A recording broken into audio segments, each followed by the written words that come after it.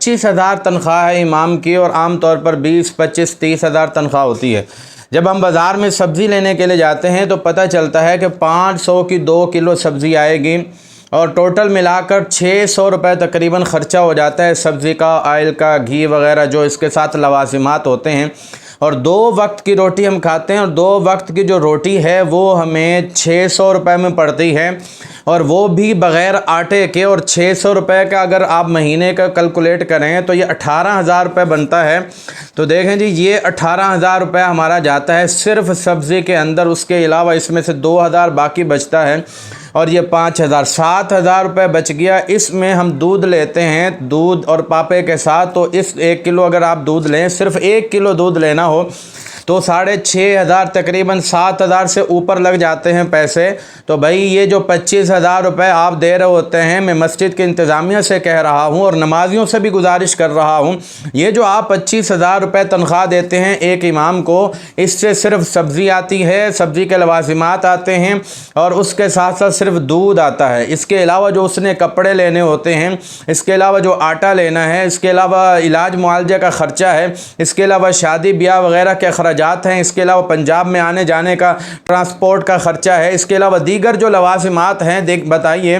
ایک امام مسجد وہ دیگر لوازمات کہاں سے ادا کرے گا، دیگر اخراجات کہاں سے پورے کرے گا؟ اور یہ 25,000 دے کر بھی آپ سمجھتے ہیں کہ ہم احسان کر رہے ہیں۔ دوسری جگہ جو ہے وہ 20,000 تنخواہ ہے، اور اب ہم آپ کو 25,000 دے رہے ہیں، ہم زیادہ دے رہے ہیں۔ دوسری جگہ امام کو دے رہے ہیں 20,000 اور وہ ظلم کر رہے ہیں، تو کہ اس کا مطلب ہے آپ کے لیے بھی ظلم کرنا جائز ہو جائے گا اور تنخواہ کم دینا جائز ہو جائے گا؟ یہ کون سی لاجک ہے بھائی کہ شریعت نے یہ کہا ہے کہ دوسری جگہ مسجد کے امام کو اگر 20,000 روپے دے رہے ہیں تو آپ بھی اپنے امام کو 20,000 یا 25,000 دیں؟ یہ کس کی آپ سنتے ہیں، کس کی مانتے ہیں؟ اللہ رسول کی آپ نے نہیں مانی، جبکہ اللہ اور اس کے رسول صلی اللہ علیہ وسلم کا فیصلہ ہے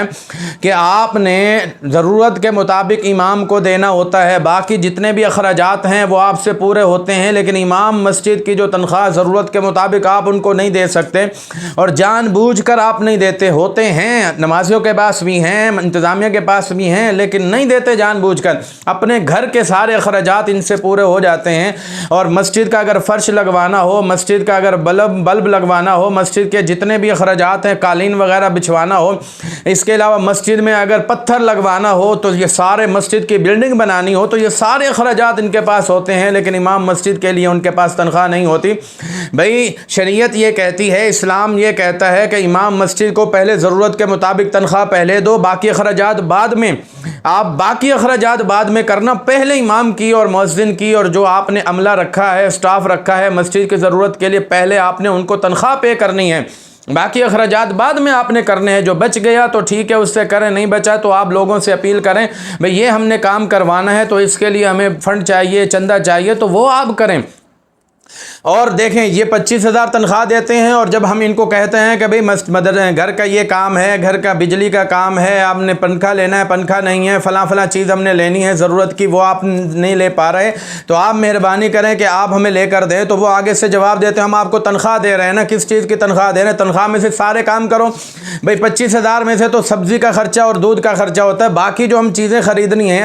ہمیں مشین کی، واشنگ مشین کی ضرورت ہے، فین کی ضرورت ہوتی ہے، لائٹنگ کی ضرورت ہوتی ہے، اور وائرنگ وغیرہ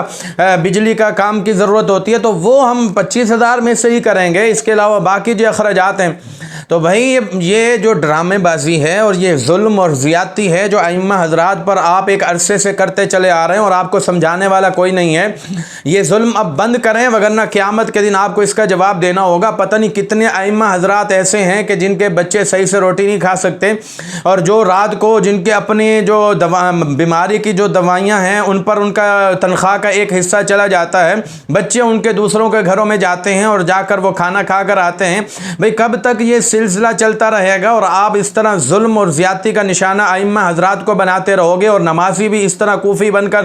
جو ہے وہ ظلم اور زیادتی کو دیکھتے رہیں گے، برداشت کریں گے اور بولیں گے نہیں؟ بھئی اگر آپ سے امام مسجد کی تنخواہ نہیں پوری ہوتی، اگر آپ سے امام مسجد کا، مؤذن کا اور دیگر جو اخراجات ہیں وہ ادا نہیں ہوتے، آپ انتظامیہ میں اسی لیے ہو کہ آپ نے یہ سارے انتظام کرنے ہیں۔ اگر آپ سے انتظام نہیں ہو سکتا تھا تو اس وقت انتظامیہ میں نہ آتے، لڑ جھگڑ کر آپ انتظامیہ میں آتے ہو ہو، بدماشی کر کے آپ انتظامیہ میں آتے ہو اور اس کے بعد کہتے ہو کہ نہیں جی ہمارے پاس اخراجات نہیں ہیں، ہم نہیں دے سکتے، تنخواہ نہیں دے سکتے، تو نہیں دے سکتے تو بھئی آپ چھوڑ دیں انتظامیہ مسجد کو،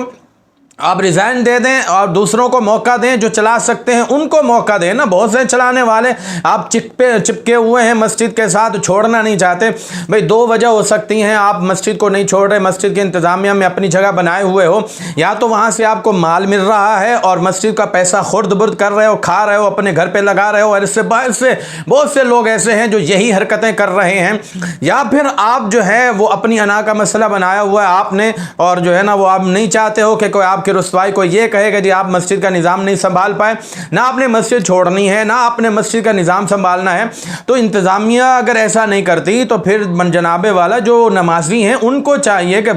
وہ انتظامیہ کو برطرف کرے۔ شریعت کا بھی یہ حکم ہے کہ جو انتظامیہ انتظام نہیں چلا سکتی اسے انتظامیہ میں رہنے کا کوئی حق نہیں، جو ملک نہیں چلا سکتا اسے ملک میں کی حکومت میں رہنے کا کوئی حق نہیں ہے، جو ناظم بن کر، میئر بن کر، چیئرمین بن کر نظام نہیں چلا سکتا اس کو میئر بننے کا، ناظم بننے کا، چیئرمین بننے کا، ایم پی ایم این اے بننے کا کوئی حق نہیں ہے شریعت کے ہاں، اس کی کوئی حیثیت اہمیت نہیں ہے۔ تو بھئی اگر آپ نہیں چلا سکتے مسجد کا نظام اور خراجات پورے نہیں کر سکتے تو بھئی آپ ریزائن دے دو، چھوڑ دو۔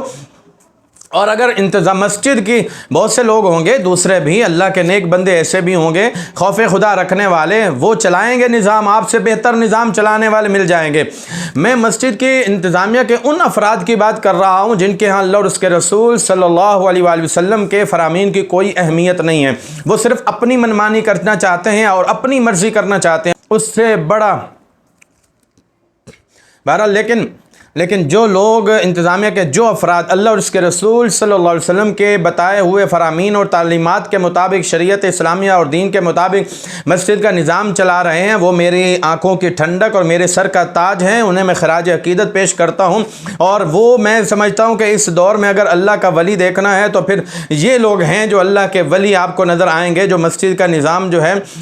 جو قرآن و حدیث کے مطابق چلا رہے ہیں۔ ایک اور بات میں آپ کو کر دوں، یہ میں نمازیوں سے گزارش کرنا چاہ رہا ہوں اور جو مسجد کی انتظامیہ ہے میں ان سے بھی گزارش کرنا چاہ رہا ہوں کہ بھئی انتظامیہ، مسجد کی جو انتظامیہ ہے، بھئی آپ سے ایک مسجد نہیں چلائی جا رہی، اگر آپ کو ملک دے دیا جائے، ایک شہر دے دیا جائے تو وہ شہر آپ کہاں سے چلا پائیں گے؟ اس لیے آپ جو ہے نا یہ آپ کو اس طرح کے ظالم حکمران ملتے ہیں۔ اور میں نمازیوں سے بھی گزارش کرنا چاہوں گا کہ وہ نمازی جو مسجد کا نظام ٹھیک نہیں کر پا رہے ہیں اور جو کرپٹ لوگ ہیں انتظامیہ میں یا نااہل لوگ ہیں، وہ ان نااہلوں کو مسجد سے نہیں بھگا پا رہے اور ایک اہل انتظامیہ جو ہے وہ سلیکٹ نہیں کر پا رہے اور مسجد کا نظام ٹھیک نہیں کر پا رہے۔ بھئی آپ ایک مسجد کا نظام ٹھیک نہیں کر پا رہے تو آپ ملک کا نظام کیسے ٹھیک کریں گے؟ جس دن آپ کی مسجدوں کا نظام ٹھیک ہو جائے گا، آپ کے اندر اتنی اہلیت اور قابلیت اور اتنی جرت و بہادری پیدا ہو جائے گی، جب آپ حق بیان کرنے والے بن جاؤ گے اور جب آپ انتظامیہ کے سامنے حق بیان کرنے والے بن جاؤ گے، اس دن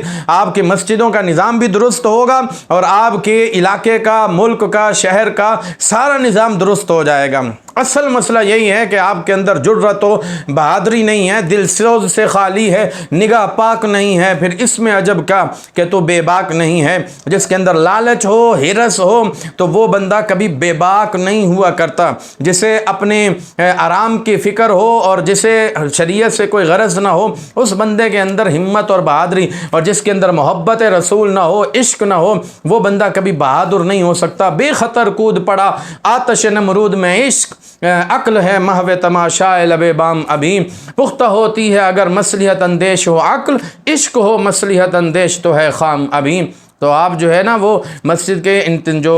امام ہیں، مؤذن ہیں، ان کے ساتھ تعاون کریں، جو انتظامیہ شریعت کے مطابق چلانے والی ہے مسجد کے نظام کو، ان کے ساتھ تعاون کریں، اور اگر آپ وہ نہیں چلاتی تو آپ ان کے خلاف بھرپور ایکشن لیں۔ پھر بھی اگر آپ نہیں کر سکتے تو اتنا تو کر سکتے ہیں کہ اپنا پیسہ ایسی انتظامیہ کو دینے کی بجائے ڈائریکٹ جو ائمہ حضرات ہیں، امام مسجد ہیں، مؤذن ہیں، انہی کو پیسہ دیں، کیونکہ ان کے پاس جو پیسہ جائے گا وہ اس کے مستحق ہیں، اور جو ان کے پاس پیسہ جائے گا یقیناً وہ صحیح جگہ پر خرچ نہیں ہوگا، فضول قسم کی چیزوں پہ یہ خرچ کرتے رہیں گے۔ ان کے پاس سارے پیسے ہوتے ہیں لیکن امام و مؤذن کے لیے ان کے پاس پیسے نہیں ہوتے۔ اللہ تعالیٰ ان کو عقل سلیم عطا فرمائے، آمین۔ وآخر دعوانا الحمدللہ رب العالمین۔